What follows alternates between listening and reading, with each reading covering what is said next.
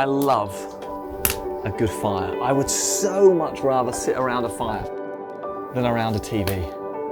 In the winter on a cold, dark evening, the fire is the best. Or maybe in the summer on those hot evenings when you're around a fire pit with friends and you sit out till so late you lose track of time. They are the best moments. I love a good fire.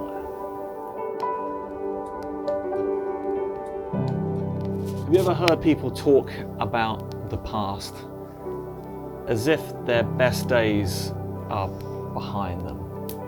It's as if this moment's not that good, but what happened yesterday was where it's at. There's something sad, there's something missing, there's something not quite right about that. It's as if they're living so much in the past that they miss something of the present, the life, the energy, the potential of this day, of this moment is missed because we're kind of yearning for what happened before. And don't get me wrong, it's good to honor the past, it's good to remember the past, it's good to celebrate those memories. But if we live so much in the past, it's like a fire that eventually goes out because we're just reminiscing for how good it was and how bright it once burned without giving any attention to what's happening in this moment. And like that fire, it diminishes and shrinks and fades and it goes out.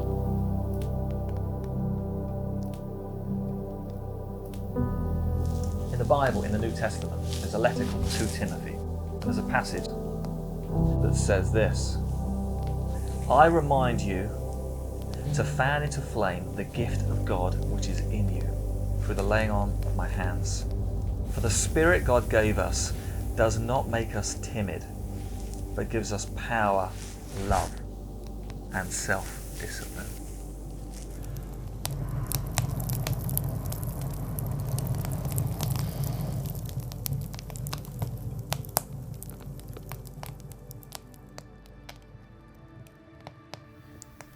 The passage continues and talks about the gifts that are within you.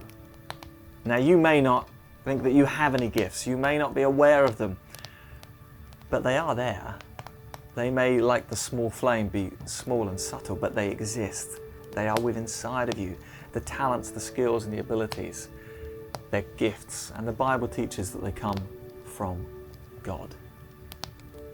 Now, the ultimate gift, again given from God, is Jesus. And when we come to Jesus, when we accept Jesus, when we invite Him in, and He ignites that flame within us, everything changes. The Bible teaches that we become sons and daughters of God. That God isn't distant and angry, but He is a loving Father, and we are sons and daughters. And seeing yourself as a son or a daughter changes the way you carry yourself, the way you live your life.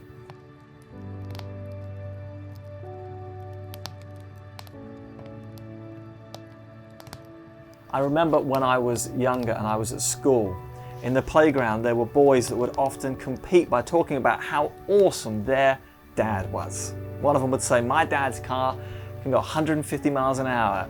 One of them would say, well, my dad is a fireman. He is a real life superhero. And the confidence in who their father was changed the posture and the way they carried and the way they saw themselves. How much more so does our confidence change when we see ourselves as sons and daughters of God, where God is a loving Father. He is close, not distant. As the passage in Timothy says, we don't need to be timid because God is our Father. The passage writes about these classic themes of power, love, and self-discipline. And power isn't kind of macho, puffed up power that's in me. It is the power that comes from God. But the instruction to be confident is to us. And love is the ultimate expression of the Christian faith. Jesus taught, by this people will know that you are my followers, if you love one another. And self-discipline, which is the same as self-control. It reminds us that we are in control. We are responsible for the decisions that we make, for the way we treat people, for for the way we care.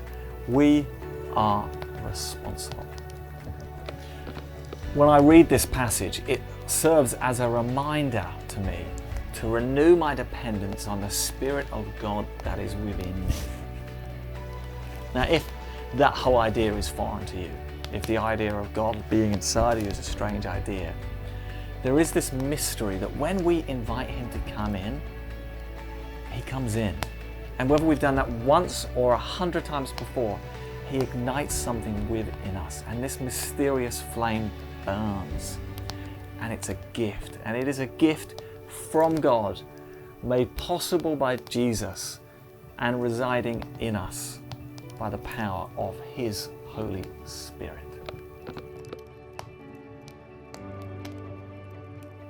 I wonder, what might it look like for you to keep your fire burning?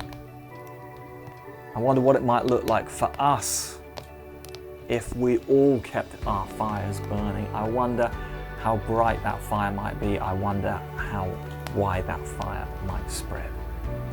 What might it look like if we all individually fan into flame the gifts of God that are inside of us?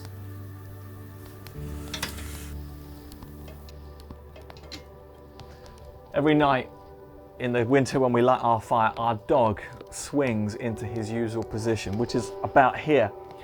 And he lays in front of the fire, and that is his happy place. And recently we had an evening when we stayed up late, my wife and I, and we had the fire roaring. It was cold and frosty night, and the fire was cooking. We were burning so much wood, it was so good. And our dog Bill laid in his usual position and snored with a smile as the fire heated the room. It baked us. It was fantastic. The next morning we came down and the fire had gone out, and we had breakfast, and I let the dog out and he went outside into the garden, and then he came back in, and I picked up my work bag, put my coat on, and went to leave the house. And as I walked past the door to the front room, I noticed something that made me stop. Bill, our dog, had returned to the front room and was laying in the exact same position that he had been laying the evening before, in front of the fire. Only now the fire was gone. It was cold, it was dead, it had gone out. There was nothing there. But he was laying in the exact same position and posture as he had been the evening before. And as I looked, I noticed something that reminded me of this passage in Timothy.